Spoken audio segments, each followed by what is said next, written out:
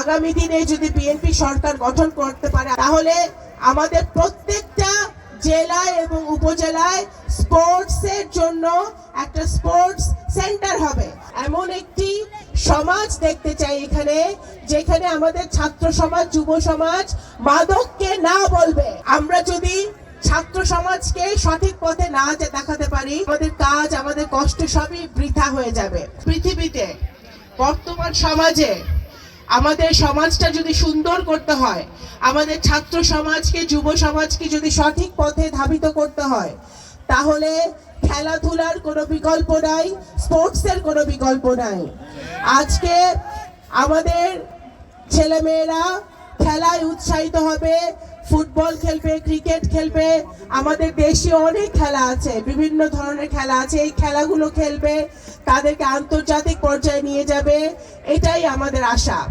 আমরা এমন একটি নগরকান্দা, এমন একটি সালতা, এমন একটি ফরিদপুর, এমন একটি সমাজ দেখতে চাই এখানে, যেখানে আমাদের ছাত্র সমাজ, যুব সমাজ মাদককে না বলবে, মাদককে না বলবে, দুর্নীতিকে না বলবে, সকল প্রকার অন্যায় কাজকে না বলবে, এবং খেলাধুলার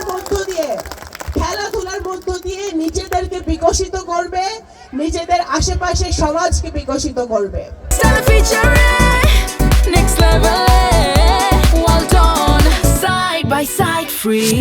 আমরা যদি ছাত্র সমাজকে সঠিক পথে না দেখাতে পারি, যুব সমাজকে সঠিক পথে না দেখাতে পারি, তাহলে মুরব্বীরা যারা এখানে আছে, আমরা যারা এখানে আছি, আমাদের কিন্তু আমাদের কাজ, আমাদের কষ্ট সবই বৃথা হয়ে যাবে।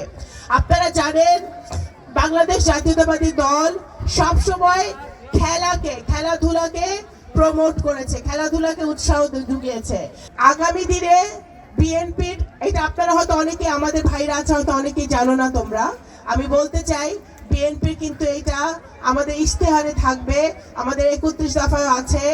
আগামী দিনে যদি বিএনপি সরকার গঠন করতে পারে, আল্লাহ চাহে যদি, এবং জনগণের ভোটে, তাহলে আমাদের প্রত্যেকটা জেলায় এবং উপজেলায় স্পোর্টসের জন্য একটা স্পোর্টস সেন্টার হবে।